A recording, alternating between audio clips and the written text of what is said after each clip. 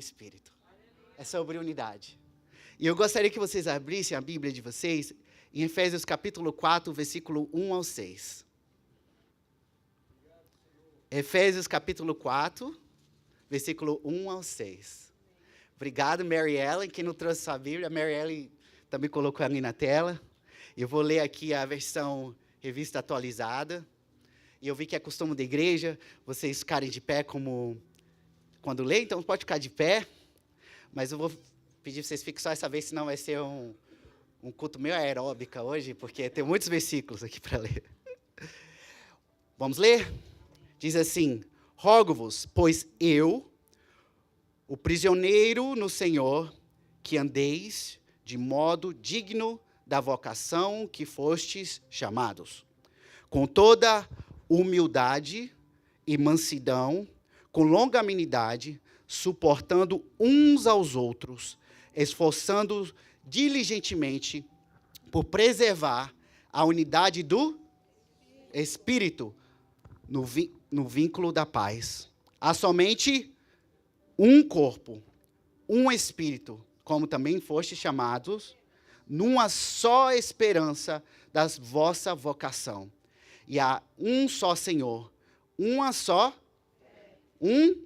só batismo, um só e Pai de todos, o qual é sobre todos e age por meio de todos e está em todos. Amém? Vamos orar?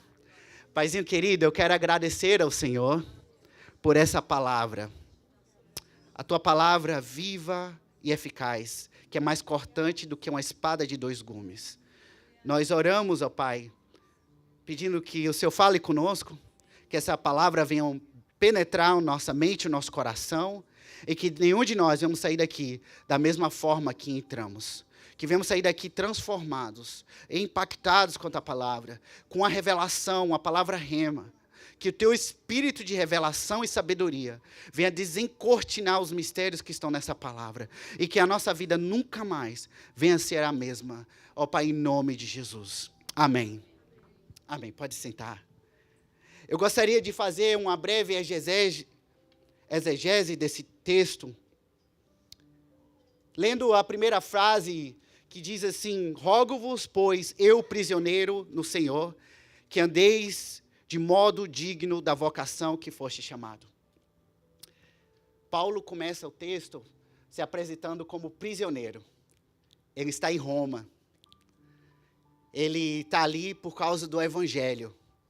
Ele está ali porque Deus trouxe uma revelação para ele através de Jesus Cristo, que não foi aceito por todo mundo, mas foi pregado por todo mundo.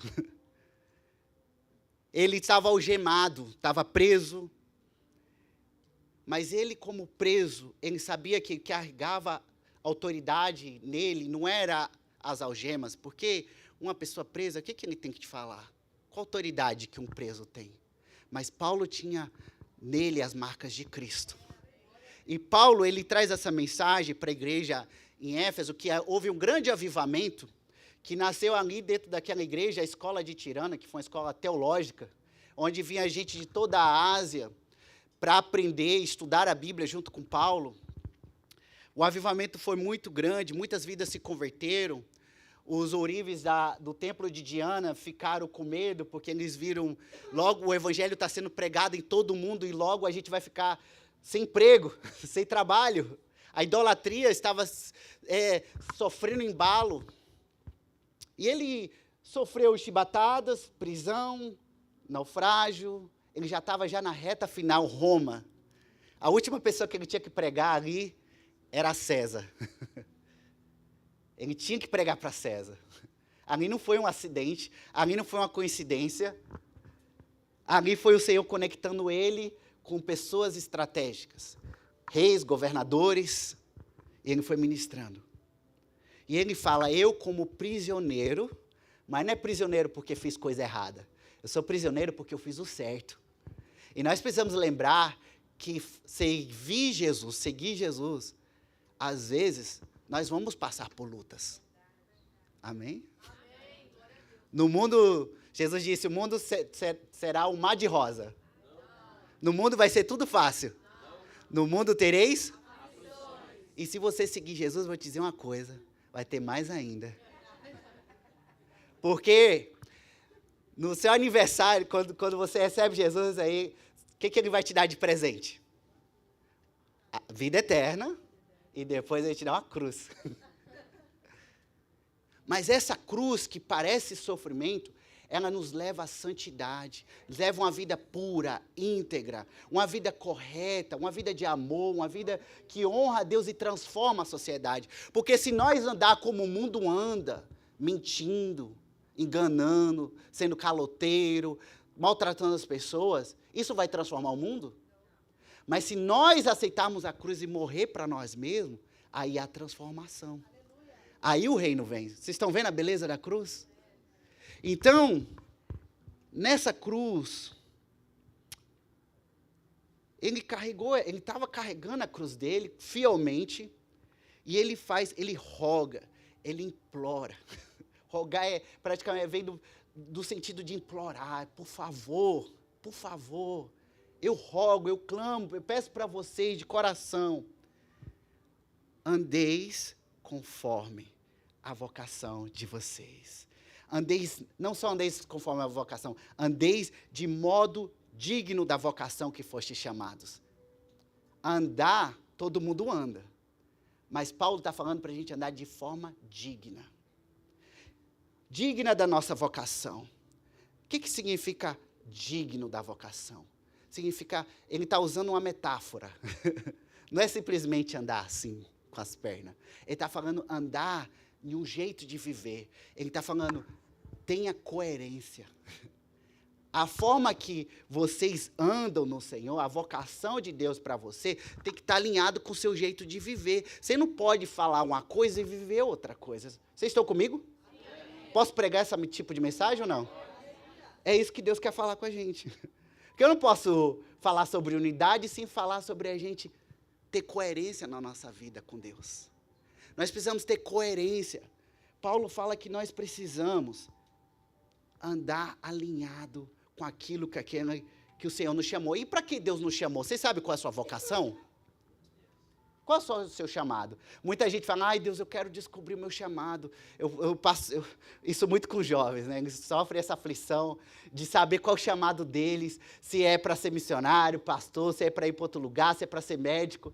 Mas, amados, todos nós temos o chamado que a gente precisa nem orar para descobrir de Deus. Qual o chamado que a gente tem?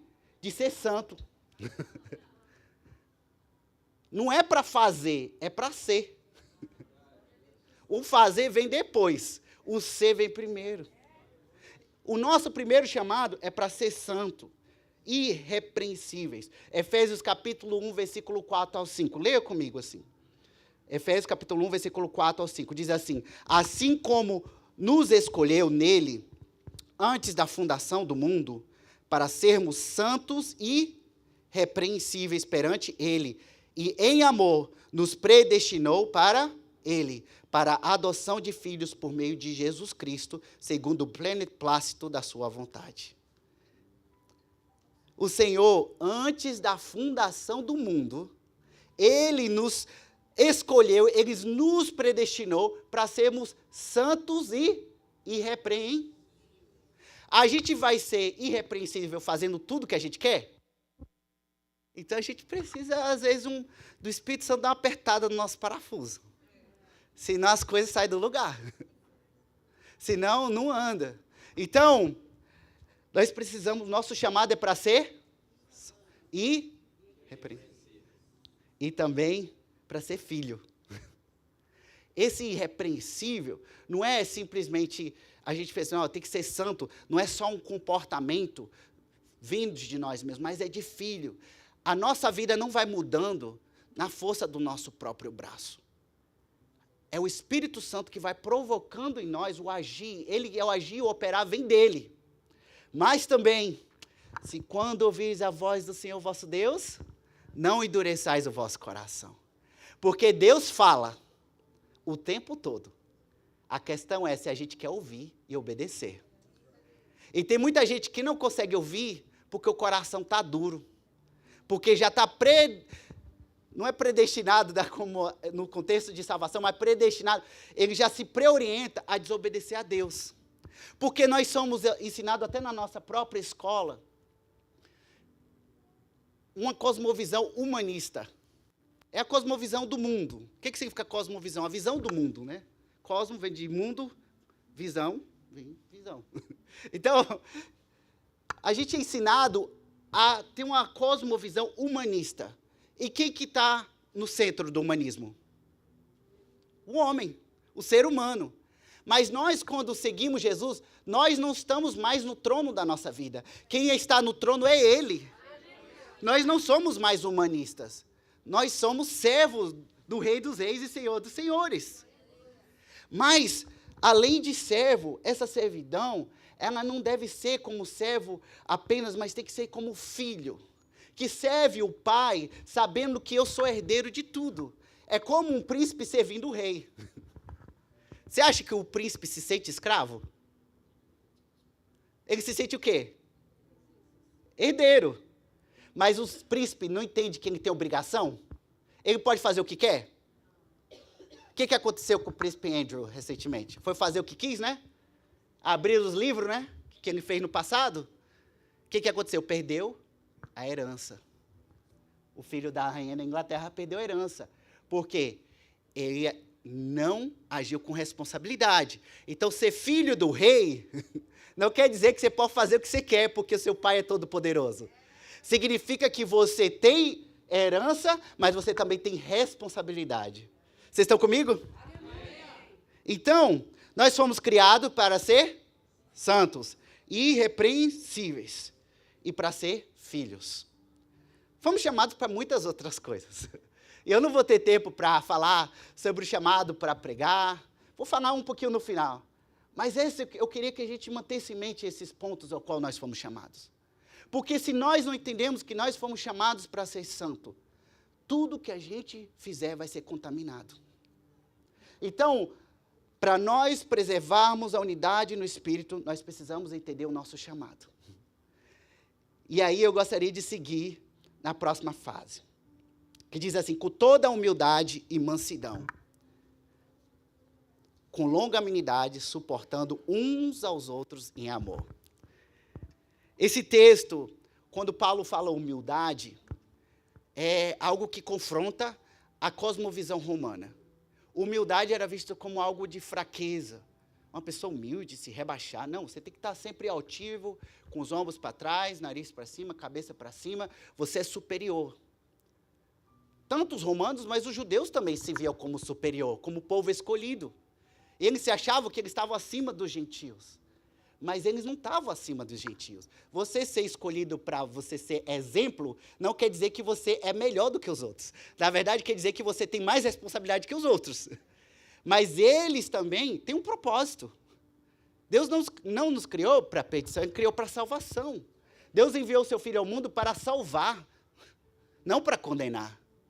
Então, os judeus carregavam também essa soberba, esse orgulho. Eu sou escolhido, gentios, não comia, não sentava, andava longe, separado, e deixava de trazer eles para dentro, ao ponto que no pátio do templo, pastor, onde que era o pátio dos gentios, que eram as nações deviam vir adorar a Deus, eles colocaram um monte de mesa para vender coisas. Começaram bois, pombas, nossa, imagina o cheiro. Mas sabe por que eles fizeram isso? Porque eles esqueceram que o templo era para os gentios também, era para todas as nações. E o que Jesus, quando pegou o chicote e virou as mesas, o que ele falou? A minha casa foi chamada de ser casa de oração para Israel, para os judeus, para todas as nações. É para todas. E a gente tem que tomar cuidado com isso. Cuidado de você ficar orando e ficar só orando para Israel. Você tem que orar por todas as nações. E eu já vou revelar o motivo que muito crente só ora por Israel. Porque tem um texto que fala, abençoado aqueles que te abençoaram. Isso é muito... Então, se orar para o Oriente Médio, para a Jordânia, para a Palestina, para o Afeganistão, você não vai ser abençoado não, porque você está obedecendo Jesus. Gente, eu vou contar um segredo para vocês. Você pode orar quanto você quiser para a praia de Israel. Mas se aquele povo, os vizinhos dele, não se converter, não vai ter paz, não. Então a gente ora por um povo e que os outros se explodam? Posso falar? Eu sou missionário, isso aqui queima muito nosso coração. Isso escapole, mas precisa ser falado. A gente tem que orar por todas as nações. Todas. O que significa todas? Todas.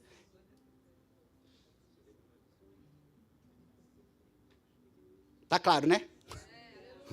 Posso continuar? Então, Efésios 2:10 diz assim: pois nós somos feitura dele, criado em Cristo Jesus para boas obras, a qual Deus de antemão preparou para que andássemos nela.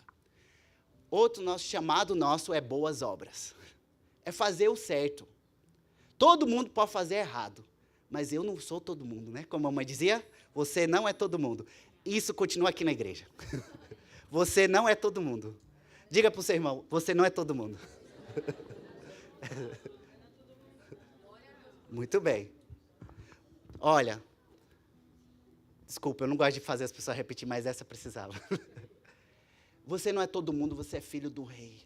Você tem responsabilidade. O governo terreno está aqui, os políticos estão aqui embaixo ainda, mas você está aqui, família real, aqui em cima. Você é embaixador. A sua conduta precisa refletir Cristo. As pessoas precisam olhar para nós e ver o amor de Deus. É assim que precisa ser. Então, Paulo fala para a gente andar em humildade. Um símbolo que, naquela cultura, parecia fraqueza. Mas é assim que Deus chamou para a gente fazer. Lavar os pés uns dos outros, como Ele nos ensinou. Humildade. E muitos de nós vimos lá de fora, talvez de outras igrejas, talvez lá do Brasil, e a gente quer que o povo lave o pé da gente dentro da igreja. O irmão não deu a paz do Senhor. Não vou mais para a igreja. Ô, irmão, dá certo não. Pastor, eu comecei para a academia. Parece não, mas eu estou indo. E eu descobri, pastor, que lá na academia o problema da gente não estar em forma não é as máquinas. Sabia? Sabia? Não é as máquinas. Não, o problema não é ela. Eu quero lá na que eu vou, as máquinas estão funcionando direitinho. E tem gente que tem usado e está muito forte. Aí eu descobri que o problema não é a máquina. Sabe o que era? É que está usando. Se a pessoa... Às vezes a pessoa vai para a academia e chega em casa não faz a dieta. Pega pesado, mas chega em casa também pega pesado no prato. Tem que ter equilíbrio. Assim, na vida cristã, eu preciso fazer esse outro parênteses aqui. O problema não é a igreja, não é a máquina, não é a palavra de Deus, não é a Bíblia. É aqueles que não estão usando as máquinas. É aqueles crentes que não estão orando, não estão jejuando, não estão se consagrando, que não estão buscando a Deus, que não estão recebendo aconselhamento pastoral. Esses aí, é aqueles que não estão em forma. Agora, está certo eu reclamar que a academia está errada porque tem gente que não está usando a máquina direito? Está certo eu reclamar da igreja se alguns irmãos estão vindo para se melhorar, mas ele ainda está no baby steps. Está no comecinho. Aí fala, mas fulano lá não está em forma. Tu quer o quê? Que ele já chega da noite para o dia, fica em forma?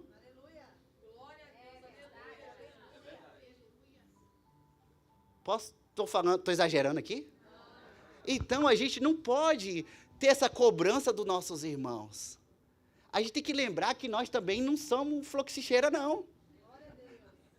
Tu é? Eu não sou. Talvez você, uma florzinha de Jesus que veio do Brasil para, perfumar todo mundo aqui com perfeição. Se é, obrigado, prazer te conhecer, mas eu estou sendo moldado por Deus todos os dias. Tem dia que nem eu me aguento. Muito menos minha esposa.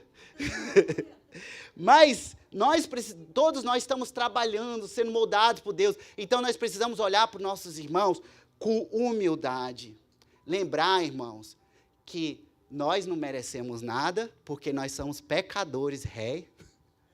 E a misericórdia de Deus é que nós não somos consumidos. Nós merecíamos inferno. Por isso que às vezes eu gosto de dizer às pessoas, ei, Murico, tudo bem? Como é que você está? Eu falo, melhor que eu mereço. Porque eu mereci o inferno. Mas Jesus, o Senhor Deus, através de Cristo Jesus e com sua graça e misericórdia, eu alcancei salvação. E essa salvação é graça, não foi que eu fiz nada. A salvação veio pela graça, para que ninguém se glorie. Isso aqui é evangelho. Estou pregando evangelho ou não? Então, eu não sou merecedor de nada. E aí, quando a gente acha que a gente é merecedor de alguma coisa, a gente fica exigindo as coisas dos irmãos.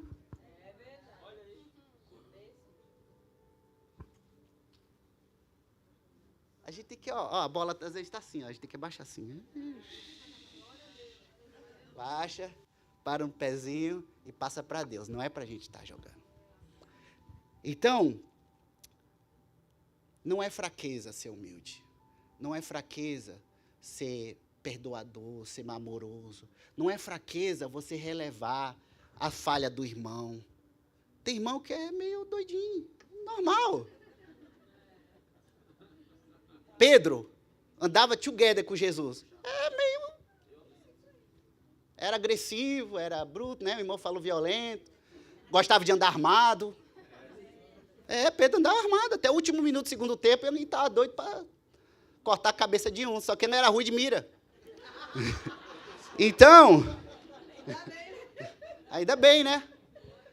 Aí você, irmão, você não gosta de crente que não anda armado. Irmão, o mesmo Jesus de Pedro, que andava armado, é o Jesus de João, de Bartolomeu, de Natanael. É o mesmo Jesus. Gente, para a gente ser igreja, a gente tem que parar com esse negócio de ficar comparando com aquilo. Aí eu não concordo com isso, o problema é teu.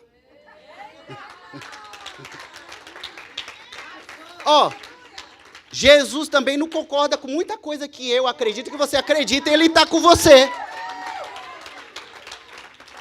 Imagina se Jesus só andasse com a gente, se ele concordasse com tudo que a gente faz. Vixe. A gente está no sal. Então, para a gente preservar a unidade no Espírito, a gente precisa entender o nosso chamado.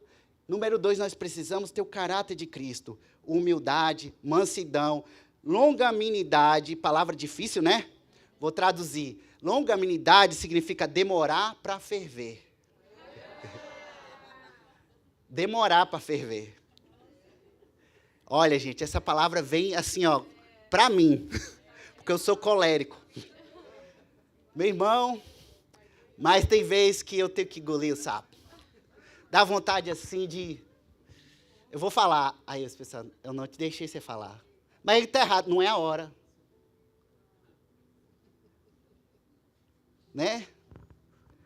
Mas, irmãos, a gente tem que entender o nosso lugar de filhos. E filho do rei, o príncipe não pode sair falando o que quer. Você é príncipe, você não é rei. Mas nós queremos ser rei da nossa vida. E as nossas coroas têm que estar no pé de Jesus. Por mais que somos rei, para a gente desfrutar o reinado, o reino de Deus, nós temos que deixar a coroa no pezinho dele. Porque se a gente se apegar demais na coroa, a gente acaba sendo aqueles reis meio autoritários. A gente tem que aprender com ele primeiro. Aprender a ser manso, humilde de coração. Paciência. Suportar uns aos outros. Paulo fala aqui no versículo 3, esforçando diligentemente por preservar a unidade do Espírito no vínculo da paz. Voltando, com toda humildade e mansidão, longanimidade, suportando-vos uns aos outros em amor. E eu preciso traduzir essa palavra, suportando-vos. Tem gente que fala, eu não suporto.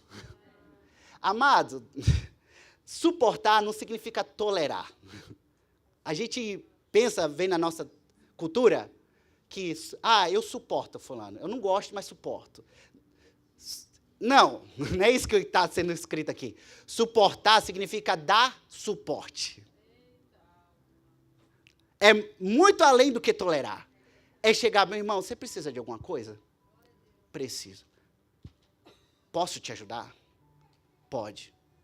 É descobrir qual a necessidade do nosso irmão e chegar junto, dar suporte. Esse púlpito aqui está dando suporte para as minhas anotações aqui da minha pregação. Se eu tiro esse púlpito, cai tudo. Cai ou não cai? Assim, nós precisamos suportar uns aos outros. Apoiar um ao outro. Tem alguém nessa igreja que você está suportando? Não tolerando, suportando. Espero que sim. Mas essa é uma pergunta que nós devemos fazer. Deus, me dá alguém para eu dar suporte? Me dá alguém para eu ajudar, para eu servir e mostrar o teu amor?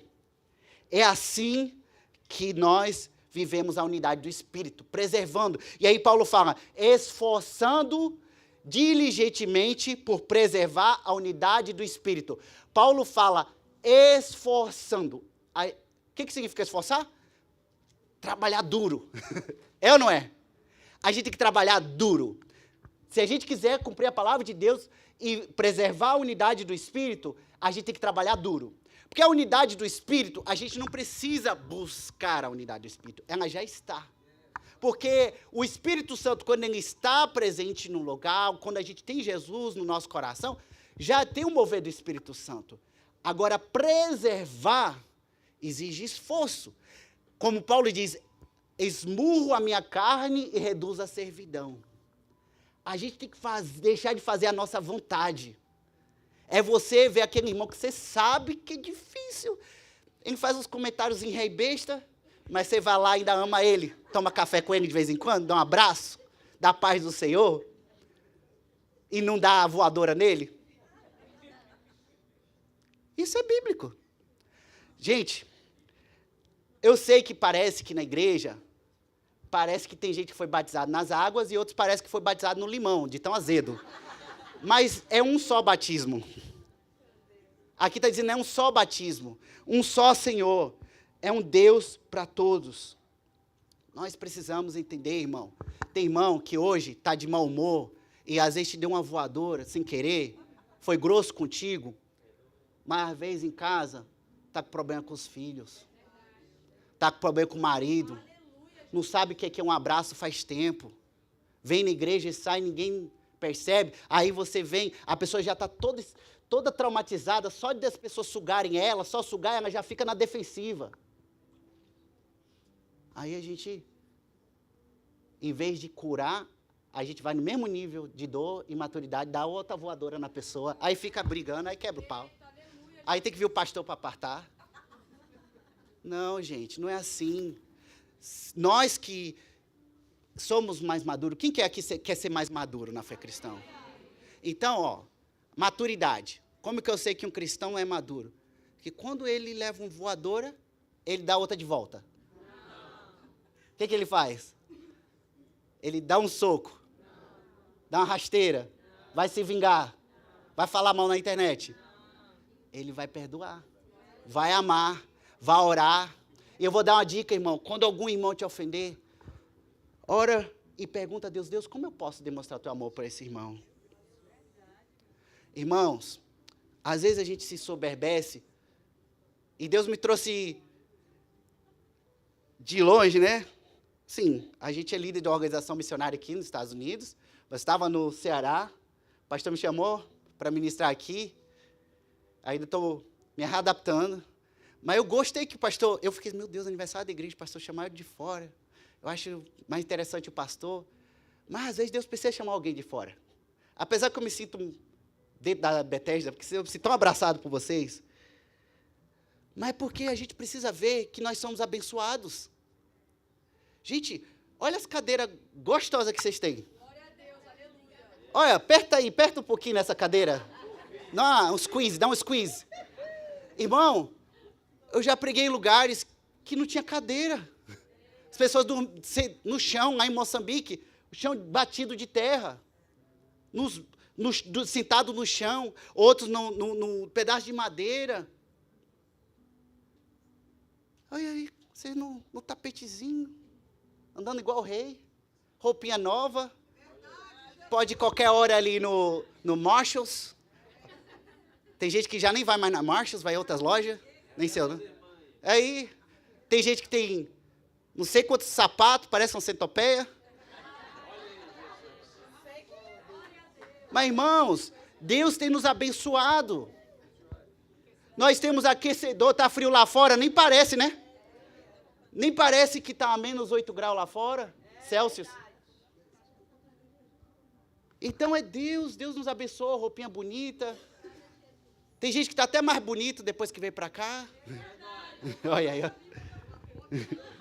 Então, irmãos, a gente fica meio assim, a gente vai ficando, Paulo fala, ó, ele fala para a gente se esforçar, mas a gente vai caminhando, vai vendo as bênçãos de Deus, os milagres, se converte, pá, milagre, Deus abriu a porta, tô trabalhando, tudo direitinho. Aí chega na igreja, em vez de se esforçar, quer relaxar, quer dormir, não, eu só quero ser servido, trabalhei a semana toda. Meu irmão, você vai parar de trabalhar lá no céu. Olhe lá, viu? Olhe lá.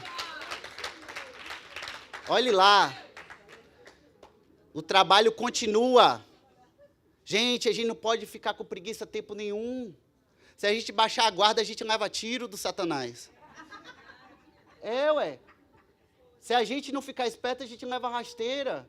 Então, a gente tem que ficar esperto. Eu trabalhei com a igreja no interior da Estônia, 35 quilômetros da Rússia. Eu era pastor de jovens, onde tinha jovens que andavam no frio 5 quilômetros a pé para assistir o culto. 5 quilômetros. Não sei em miles quanto que é, mas 5 quilômetros no frio, na neve, e nunca faltava. Tinha uns que vinham 25 quilômetros de um vilarejo pegando carona. Coisa perigosa, né? Mas lá era costume. Eu perguntava, como é que tu veio? Eu peguei carona na estrada. Deus me livre, menino, tu é doido. 25 quilômetros para assistir o culto. Aí ficava na avó e depois voltava e vinha só porque tinha o culto. E nós aqui, a maioria aqui tem carro. É ou não é? Alguém aqui veio de bicicleta? Não. Veio a pé? Então, irmãos, vocês têm um pastor que eu peço para vocês, cuide deles.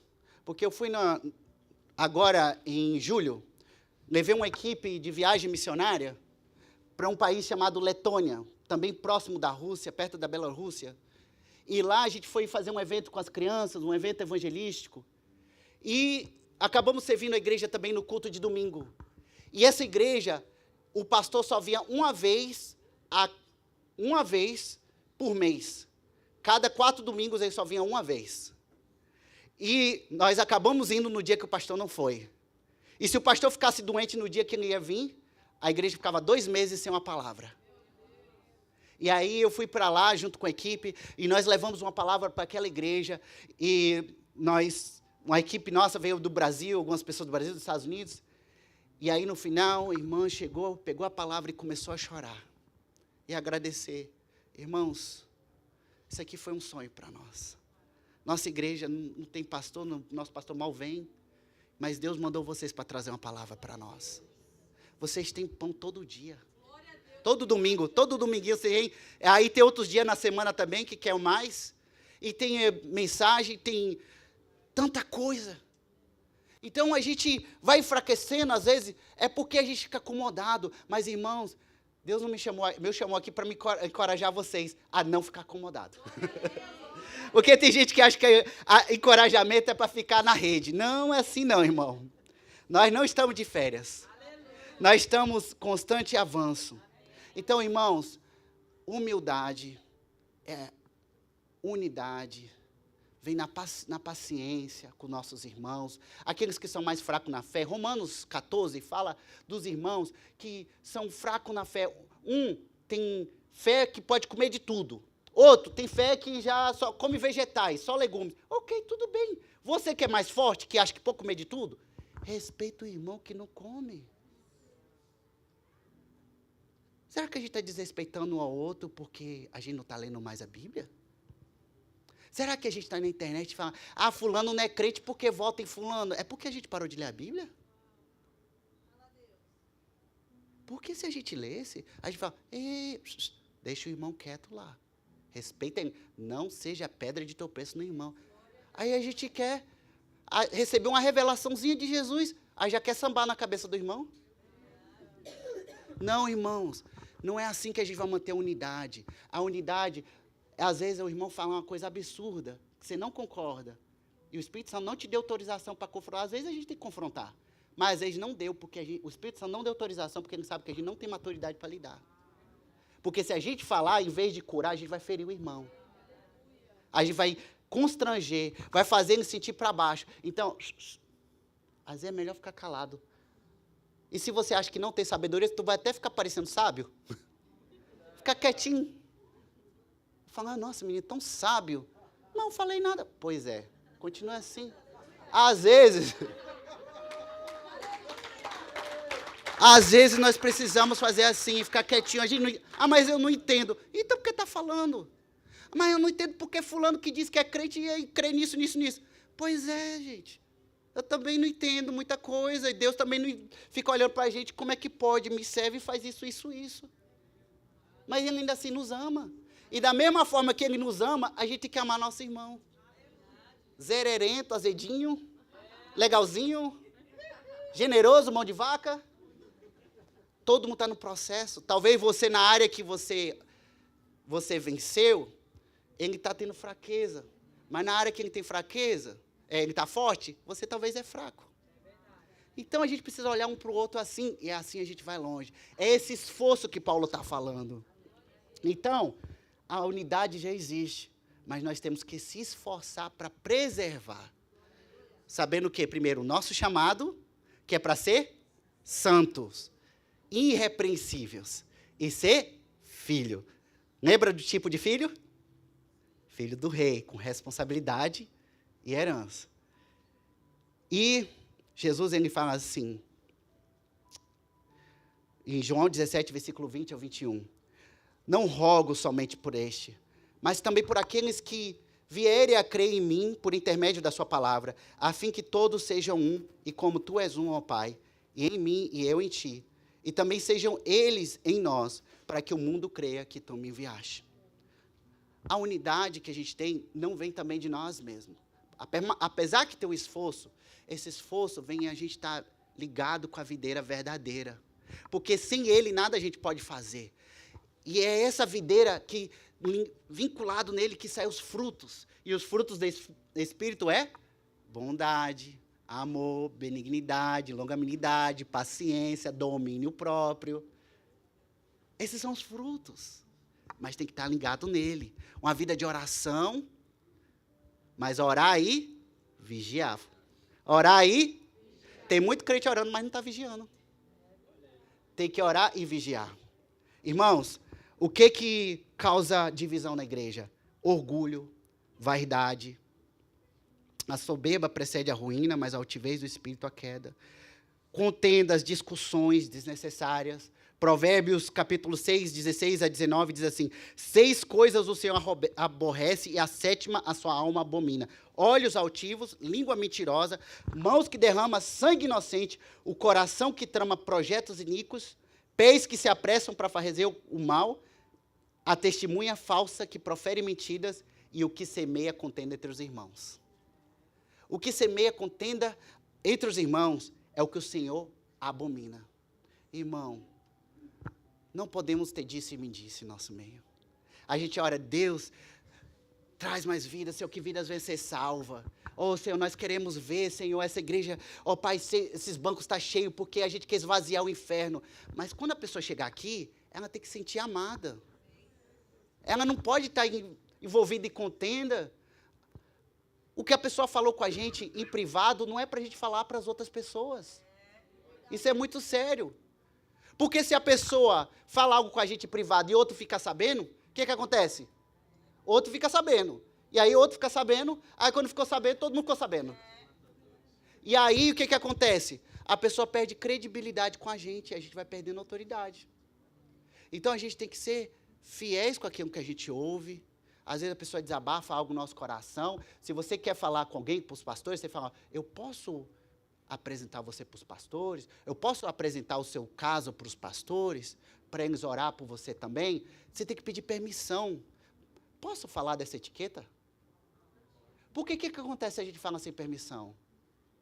Aí a pessoa cria insegurança, fica com vergonha.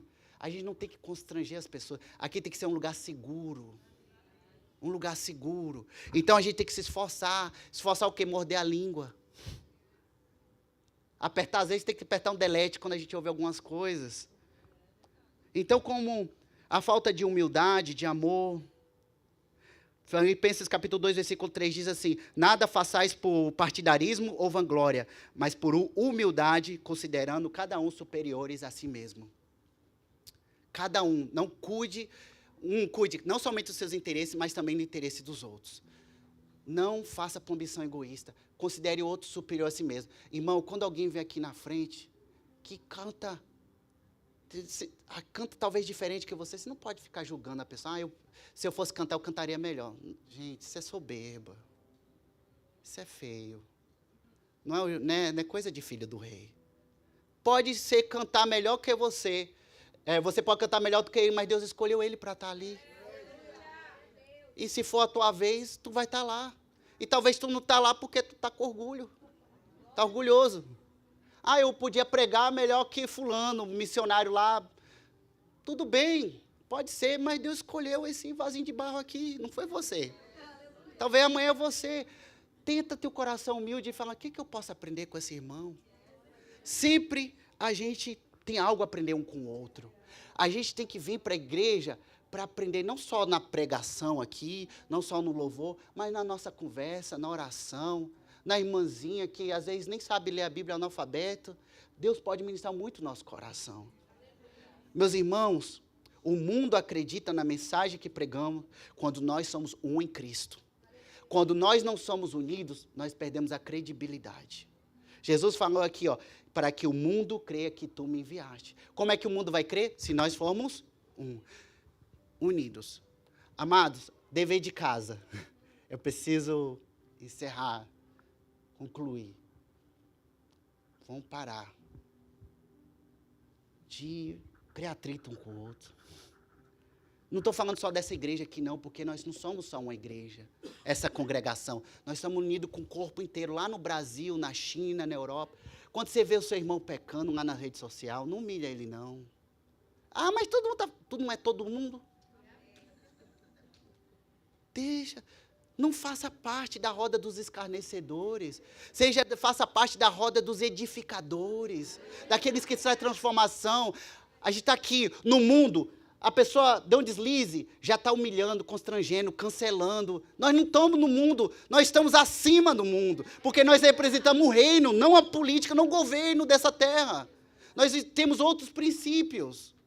Se a gente continuar replicando o que o mundo faz, não vai ver a transformação no mundo. A gente tem que fazer diferente. E esse diferente vem com amor. Amados, como missionário, eu preciso lembrar mais uma vez do privilégio que vocês têm. Eu me lembro, eu fui ministrar em Cuba, e eu estava fazendo um acampamento de 10 dias. E tinha jovens de várias nações nesse acampamento, e eles me chamaram para ir para a faculdade deles. Tinha muitos brasileiros que estudam medicina em Cuba. E aí eu fui lá na faculdade de medicina, e esses jovens estavam orando, pastor. Eles me levaram para a reunião de oração. A reunião de oração era para que eles tivessem um culto em paz.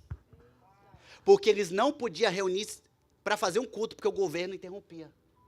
O governo não deixava, podia prender e expulsar eles da faculdade. Então eles tinham reunião de oração para que no domingo pudesse fazer um culto. A gente não precisa disso aqui. Tem gente que nem ora para o culto de domingo. Só vem aqui, senta e recebe.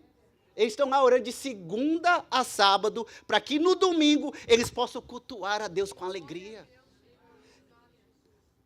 Fui numa igreja em Bósnia-Herzegovina, e eu chequei a distância. Eu falei, baby, eu estou checando para eu não exagerar no meus testemunhos.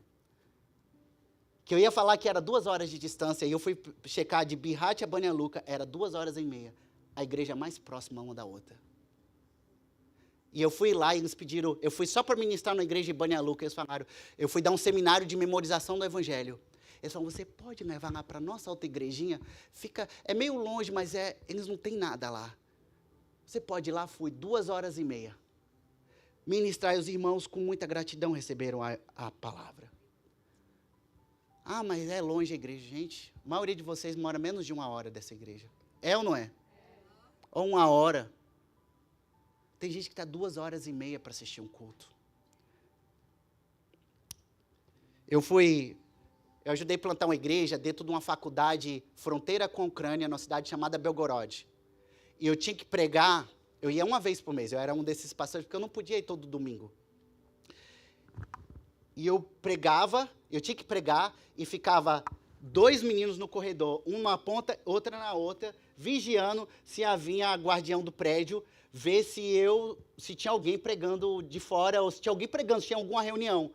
E eles tinham que avisar, ou distrair a bichinha lá para a gente desfazer o culto. Teve vezes que eu tive que sair pela porta do fundo para ninguém me encontrar. E eu me lembro que eu ia na sexta-feira, eu viajava 16 horas, da Estônia, lá de Tallinn até Belgorod, passava por Moscou, depois descia, para ministrar no sábado o dia inteiro, porque os adolescentes jovens lá também tem muitos brasileiros estudando medicina na Rússia.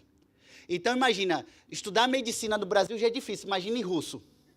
Então, eu ministrava muito aconselhamento de depressão, era muita gente que quer desistir da vida, porque muita pressão dos pais. E no domingo era o culto. E eu lembro que muitas vezes eu saía, eles choravam, ficavam emocionados, com gratidão, porque ia de longe para levar uma palavra para eles. Amados, dê graças a Deus que os pastores de vocês estão perto. Não muito. Mas eu quero pedir para vocês também, dá uma folga para eles. Pede para eles tirar uma folga. Gente, outro dia, pastor, eu queria pregar sobre cuidar dos nossos pastores. Porque as ovelhas querem cuidar. Quem que vai cuidar deles?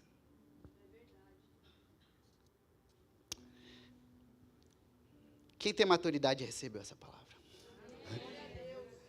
Amados, no sertão, das 485 cidades brasileiras, com menos de 3% de evangélico, 343 estão no sertão nordestino.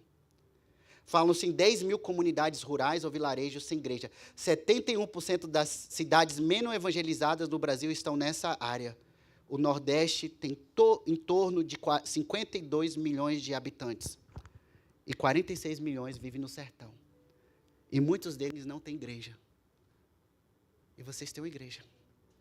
Então, Bethesda está fazendo 4 aninhos. Valorize essa igrejinha.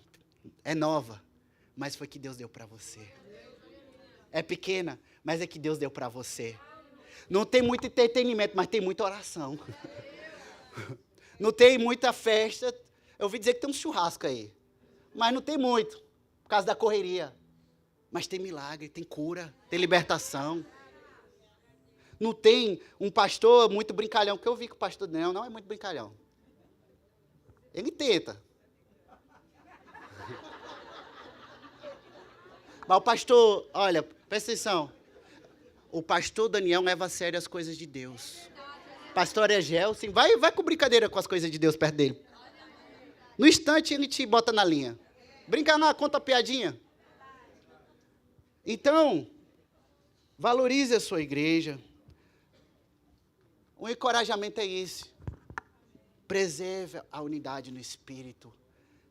É um só batismo que nós temos. Você vem lá do Brasil, eu era de igreja tal. Não, é um batismo, é uma igreja. Não é a igreja do Brasil fazer assim, é a igreja aqui assim. E você faz parte dessa igreja, pronto, acabou. E a posição, como é que é então, missionário? Pastor, como posso servir? Não tenho que servir. Tudo bem, se vai quieto no seu canto. Não atrapalhar, já está ajudando. É ou não é? Outra coisa, você pode ajudar a igreja? Ninguém vai ver, mas Deus vai ver. Uma dica, ore pela igreja. Ore pelo pastor. O banheiro está sujo, dá uma checadinha. Você notei que o banheiro está sujo. Dá uma limpadinha. Muita gente quer o púlpito, quer estar aqui na frente. Se você acha que Deus só te usa se você estiver aqui, você entendeu achou que o ministério é para se aparecer. O ministério não é para se aparecer, é para servir, é para Ele aparecer. Então, amados, Deus está fazendo coisa linda no nosso coração, nessa igreja. E eu quero profetizar sobre vocês, mas antes de profetizar, eu quero perguntar, Deus falou com alguém aqui essa noite? Então, eu queria que você viesse aqui na frente para parecer que estamos terminando mesmo. E vamos orar, pedir graça, Espírito Santo, para a gente preservar essa unidade. Amém? Vamos orar. Se Deus falou com você, e você vê assim, missionário, eu vi essa palavra, entendi, mas eu preciso da graça de Deus para conseguir vencer e viver tudo isso que falou. Eu quero orar por você. Vem aqui diante do altar, aqui diante do... Somos corpo, assim bem ajustado, totalmente ligado, unido, vivendo em amor, uma família, sem qualquer falsidade, vivendo a verdade, expressando a glória do Senhor, uma família, vivendo compromisso, o grande amor de Cristo. Eu preciso de ti, querido irmão, precioso és para mim, querido irmão. Olha, oh Jesus,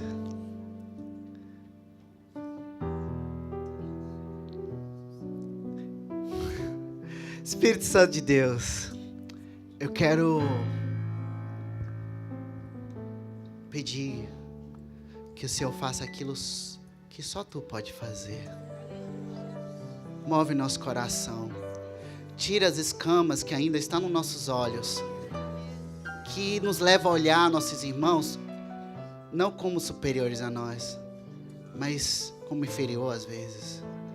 Nos ajuda a olhar eles com humildade, como nós precisamos deles, como eles refletem a glória do Senhor de alguma forma. Senhor, nos ajuda, Pai, a dar suporte a nossos irmãos como igreja. Nos ajuda, Pai. Oh, Pai, derrama a unção, um favor sobre nós, para poder refletir o amor do Senhor, em nome de Jesus. Eu vou me arriscar, eu vou fazer algo meio louco hoje. Não é louco, não é para ser louco, mas eu queria que vocês colocassem em prática essa mensagem. Esse negócio de ficar ouvindo pregação e não colocar em prática é meio complicado. Como que eu vou colocar? Eu vou colocar um bem simples. Eu queria que você fizesse... mas só que aqui vocês vão cooperar comigo. Você vai procurar um irmão, não 2, nem 3, um irmão. E você vai orar baixinho, não gritando. O que eu falei? Baixinho. Você vai orar baixinho por ele e você vai abençoar a vida dele. E aí você que é generoso vai receber a bênção, você vai abençoar também o seu irmão.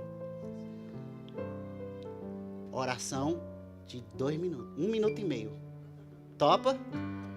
Porque a gente tem que responder essa mensagem. Eu não posso ficar orando só por vocês. Você tem que orar pelo outro irmão, colocar em prática. Assim a gente tem que se esforçar. Lembra? Se esforçar para preservar? Isso é um esforço pequenininho, 2 minutos. Mas a gente não pode sair daqui sem fazer o nosso dever.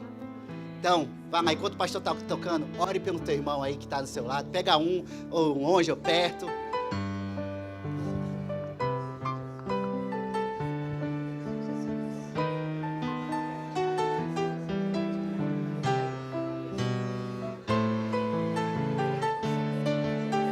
Quero ver todo mundo orando.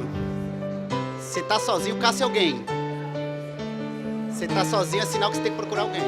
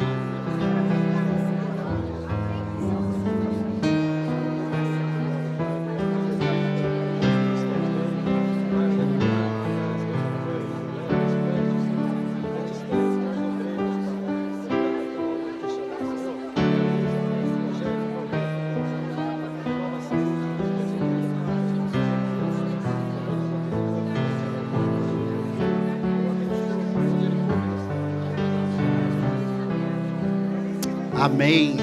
Amém. Amém. Eu preciso de ti. Dê um abraço no seu irmão. Dá um abraçozinho. Irmão, precioso és para mim. Irmão, eu preciso de ti. Irmão, precioso és para mim. Amados, eu quero lembrar vocês, igreja, que vocês são amados do Senhor. Papai não deixou vocês sozinhos nenhum dia, e nem vai deixar.